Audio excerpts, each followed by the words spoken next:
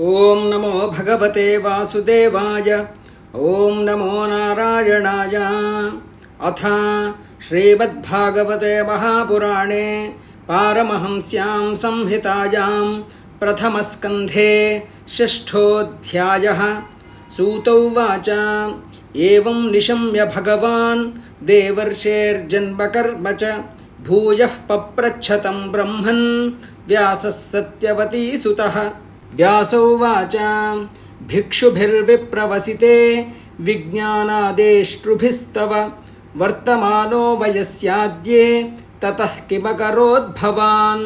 स्वायम्भुवकया वर्तितं ते परं वयः कथं चेदमुदस्राक्षीः काले प्राप्ते कलेवरं प्राक्कल्पविषयामेतां स्मृतिं ते सुरसत्तम। न ह्येष व्यवधात् काल एष सर्वनिराकृतिः। नारद उवाच भिक्षुभिर्विप्रवसिते विज्ञानादेष्टृभिर्मम वर्तमानो वयस्याद्ये तत एतदकारशम्। एकात्मजा मे जननी योषिन्मूढा च किङ्करी मय्यात्मजेनन्यगतौ चक्रे स्नेहानुबन्धनम्। सा स्वतन्त्रा न कल्पासीत् योगक्षेमं ममेच्छति। ईशस्य हि वशे लोको योषा दारुमयी यथा अहं च तद्ब्रह्मकुले ऊशिवांस्तदपेक्षया। दिग्देशकालाव्युत्पन्नो बालकः पञ्चः जनः एकदा निर्गताङ्गेहात् दुहन्तीं निशिगां पथि सर्पो दशत्पदा स्पृष्टः कृपणाङ्कालचोदितः। तदा ततः मीशस्य भक्तानां शमभीप्सतः अनुग्रहं मन्यमानः प्रातिष्ठं दिशमुत्तरां स्फीताञ्जनपदांस्तत्र पुरग्रामव्रजाकरान् खेटखर्वटवाटीश्च वनान्युपवनानि च चित्रधातुविचित्राद्रीन् इभ भग्नभुजद्रुमान् जलाशयान् शिवजलान् नलिनीः सुरसेविताः चित्रस्वनैः पत्ररथैः बिभ्रमद्भ्रमरश्रियः नलवेणुशरस्तम्भ कुशकीचकगह्वरम्।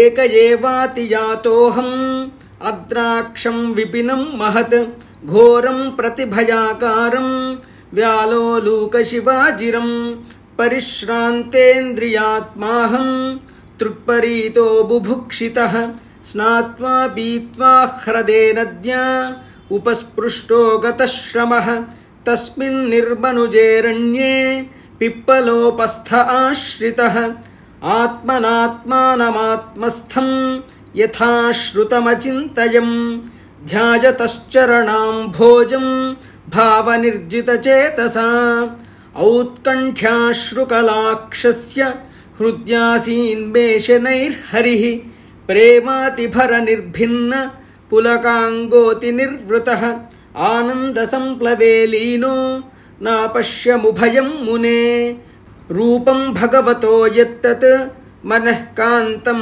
शुचापहम् अपश्यन् सहसोत्तस्थे वैक्लव्याद्दुर्मना इव दिदृक्षुस्तदहं भूयः प्रणिधाय मनोहृदि वीक्षमाणोऽपि नापश्यम् अवितृप्त इवातुरः एवं यतन्तं विजने मामाहागोचरो गिराम् गम्भीरश्लक्ष्णया वाचा शुचः प्रशमयन्निव हन्तास्मिन् जन्मनि भवान् मामां द्रष्टुमिहार्हति अविपक्वकषायाणां दुर्दर्शोऽहं कुयोगिनां सकृद्यद्दर्शितं रूपम् एतत् कामायते नघ मत्कामश्यनकैः साधुः सर्वान् मुञ्चति हृच्छयान् सत्सेवया दीर्घजाते जाता मयि दृढा मतिः हित्वा वद्यमिमं लोकं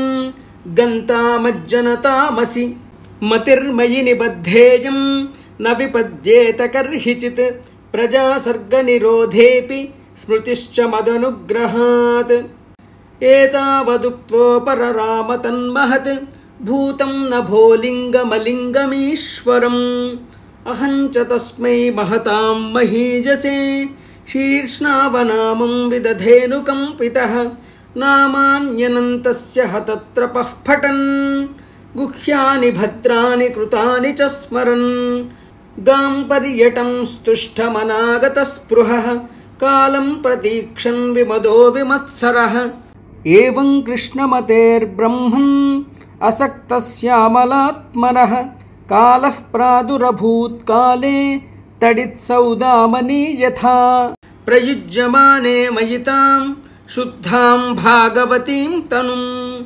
आरब्धकर्म निर्वाणो न्यपतत्पाञ्च भौतिकः कल्पान्त इदमादाय शयानेऽम्भस्युदन्वतः शिशयिशोरनुप्राणं विविशेन्तरहं विभोः सहस्रयुगपर्यन्ते उत्थायेदं सिसृक्षतः मरीचिमिश्नारुषयः प्राणेभ्योऽहं च जज्ञिरे अन्तर्बहिश्च लोकां स्त्रीन् पर्येम्य स्कन्दितव्रतः अनुग्रहान् महाविष्णोः अविघातगतिः क्वचित् देवदत्तामिमां वीणां स्वरब्रह्मविभूषितां मूर्छयित्वा हरिकथां गायमानश्चराम्यहम् प्रगायतस्ववीर्याणि तीर्थपादः प्रियश्रवाः आहूत इव मे शीघ्रं दर्शनं याति चेतसि एतद्ध्यातुरचित्तानां मात्रा स्पर्शेच्छया मुहुः भवसिन्धुप्लवो दृष्टो हरिचर्यानुवर्णनं यमादिभिर्योगपथैः कामलोभहतो मुहुः मुकुन्दसेवया यद्वत् तथात्माध्यानशाम्यति सर्वं तदिदमाख्यातं यत्पृष्टोऽहं त्वया नघ जन्मकर्म रहस्यं मे भवतश्चात्मतोषणम् सूत उवाच एवं सम्भाष्य भगवान् नारदो वासवीसुतम् आमन्त्र्य वीणां रणयन् ययौ यादृच्छिको मुनिः अहो देवर्षिर्धन्योऽयं यत्कीर्तिं शार्ङ्गधन्वनः गायन्माद्यन्निदं तन्त्र्या